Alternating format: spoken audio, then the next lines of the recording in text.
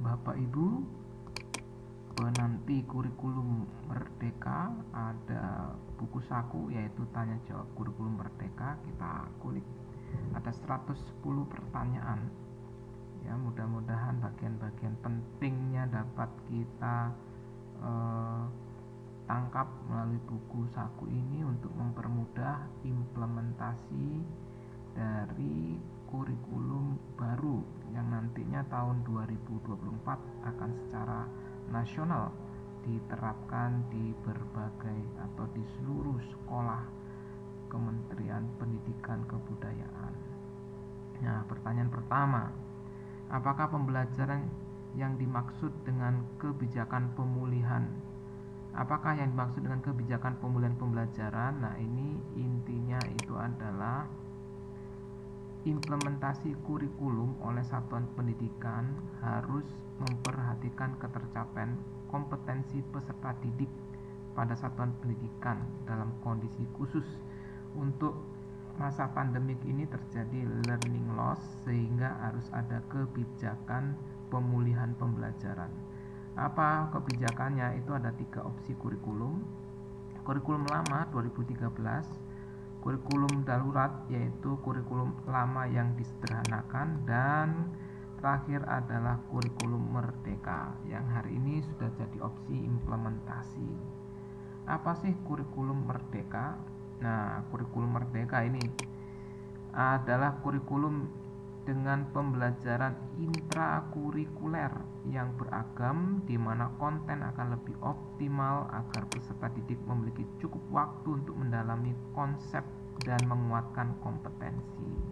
Jadi di sini ada kegiatan pembelajaran intra yang sangat beragam ya, disesuaikan dengan kebutuhan belajar dan minat peserta didik. Lalu di dalamnya juga ada profil pelajar Pancasila, dan pengembangan pembelajaran ini melalui atau berbasis project ya, berbasis project. Itu kurikulum merdeka. Nah, mengapa kita memerlukan kurikulum merdeka? Sekali lagi, karena pembelajaran kita mengalami krisis, yaitu learning krisis yang cukup lama. Itu latar belakangnya. Dan ini kurikulum merdeka sebagai opsi atau sebagai solusi untuk pemulihan pembelajaran dari krisis yang sudah lama ini dari COVID-19. Apakah pergantian ini tidak terlalu cepat? Nah, ini secara singkat aja saya kulik dari sini. Kurikulum lama itu K13 tahun 2013, dan kurikulum merdeka ini akan menjadi kurikulum nasional tahun 2024. Nah, setidaknya ada 11 tahun dan 4 menteri pendidikan. Ya, ini mematahkan pemeo ganti menteri ganti kurikulum. Ya, jadi tidak terburu-buru ya. Mengapa kurikulum merdeka dijadikan opsi? Ya, ini kenapa masih opsi, bukan harus ya. Karena untuk kurikulum merdeka ini itu disesuaikan dengan konteks masing-masing sekolah ya. Dan ini hari ini jadi opsi karena nanti harapannya itu dapat berjalan lancar dan bertahap ya, jadi bertahap. Nah, berikutnya kata kuncinya adalah adaptasi oleh semua elemen pendidikan. Itu membutuhkan waktu, pengolahan yang cermat agar dampak yang diinginkan dapat tercapai. Kita akan lanjut ya, kriteria sekolah ya. Kriterianya itu hanya satu, yaitu yang berminat.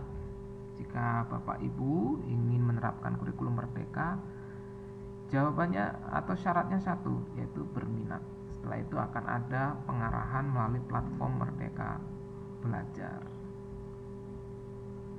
Salah satu semangat dalam kurikulum merdeka ialah penyelenggara pembelajaran yang inklusif. Nah, ini mungkin akan salah pengertian. Dimaksudkan inklusif ini tidak hanya untuk menerima peserta didik dengan berkebutuhan khusus, tetapi satuan pendidikan mampu menyelenggarakan iklim pembelajaran yang menerima, menghargai semua perbedaan sosial, agama, suku, bangsa, ya, dan juga fisik, agama, dan identitas. Ini inklusif yang meluas, ya. Lanjut, apakah yang perlu orang tua siapkan?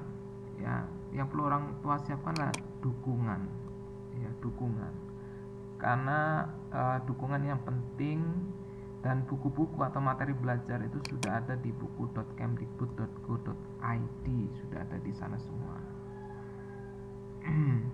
Bagaimana kurikulum merdeka bisa terus diterapkan secara berkelanjutan?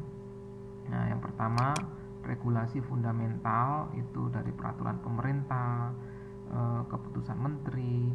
Lalu yang kedua adalah dari sisi asesmen, karena asesmen ini dirancang untuk menilai kemampuan bernalar para peserta didik dan juga menggambarkan gagasan sekolah yang ideal.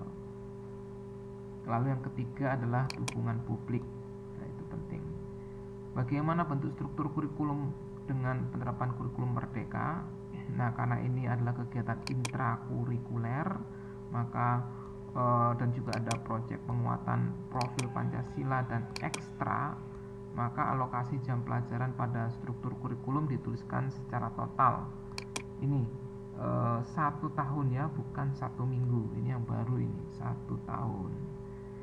Dan dilengkapi dengan saran alokasi jam pelajaran jika disampaikan secara reguler atau mingguan. Ini ada juga penyesuaian dalam pengaturan mata pelajaran yang secara terperinci dijelaskan dalam daftar tanya jawab berjenjang. Ya, jadi ini kilasan kurikulum merdeka dalam bentuk tanya jawab di 10 pertanyaan pertama. Terima kasih.